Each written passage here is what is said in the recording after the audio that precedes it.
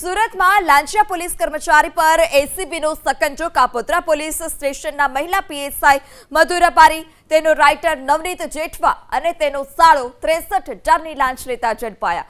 એસીબીના સ્ટાફે કાપોદ્રાની હીરાબાગ પોલીસ ચોકીમાં છટકું ગોઠવ્યું હતું। 4.46 લાખની હીરાની લેતી દેતીમાં એક વેપારી વિરુદ્ધ કાપોદ્રા પોલીસ સ્ટેશનમાં અરજી થઈ હતી। અરજીની તપાસ હીરાબાગ પોલીસ ચોકીમાં મહિલા પીએસઆઈ મધુ રબારીને સોંપવામાં આવી હતી અને જેને લઈને લાંચ માંગી હતી। सूरत एसीबी पोलीसे लांचिया पोलीस अधिकारी धरपकड़ करी है। तस्वीरों तमे जोई शको छो। सूरत में कापोद्रा पोलीस मथक अंतर्गत आवतु हीराबाग पोलीस चौकी पीएसआई और एएसआई आ प्रमाणे जे लांच लेता है झड़पाया है। रंगे हाथ लांच लेता झड़पाया है त्यारे महिला police sub inspector Madhuben Rabari धरपकड़ करवामां आवी छे। एमनी साथोसाथ एएसआई नवनीतभाई हमीरभाई जेठवानी धरपकड़ कराई है।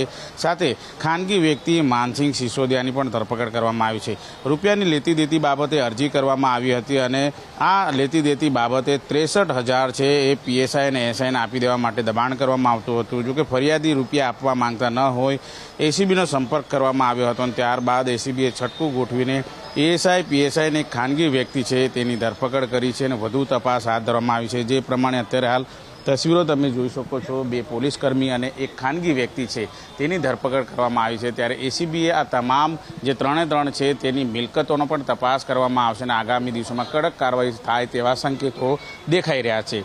કેમેરામેન રાકેશ પાનવાલા સાથે ધનરાજ બાગલે, એબીપી અસ્મિતા, સુરત।